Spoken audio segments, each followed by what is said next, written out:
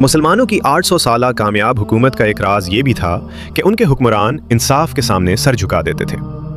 ایک دن قطب الدین ایبک شکار کھیل رہے تھے۔ انہوں نے نشانے پر تیر چلایا۔ جب شکار کے قریب گئے تو دیکھا کہ ایک نوجوان تیر سے زخمی ہو کر زمین پر گرا پڑا ہے۔ وہ تڑپ رہا تھا۔ چند ہی لمحوں میں وہ نوجوان میں دم توڑ گیا۔ تحقیق کرنے پر معلوم ہوا کہ وہ قریب کے ایک گاؤں کی ایک بزرگ عورت کا اکلوتا سہارا تھا۔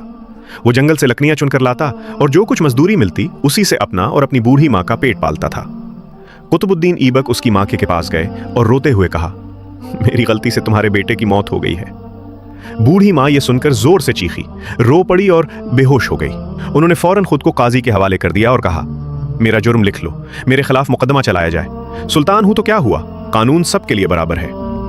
قاضی نے مقدمہ شروع کیا اور بوڑھی عورت کو عدالت میں بلایا۔ قاضی نے کہا، جو سزا تم اپنے بیٹے کے قاتل کے لیے چاہتی ہو وہی سزا اس مجرم کو دی جائے گی۔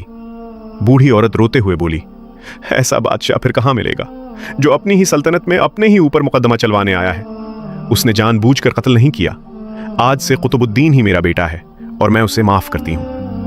قاضی نے قطب الدین ایبک کو بری کر دیا اور کہا، اگر تم نے عدالت میں اپنی بادشاہت کا غرور دکھایا ہوتا تو میں تمہیں اس بوڑھی عورت کے حوالے نہ کرتا، خود ہی سخت سزا دے دیتا۔ یہ سن کر قطب الدین ایبک نے اپنی کمر سے خنجر نکالا، قاضی کو دکھایا اور کہا، اگر تم نے مجھے مجرم کی طرح نہیں پرکھا ہوتا اور میری بادشاہت کا لحاظ کیا ہوتا تو میں تمہیں اسی خنجر سے موت کے گھاٹ اتار دیتا۔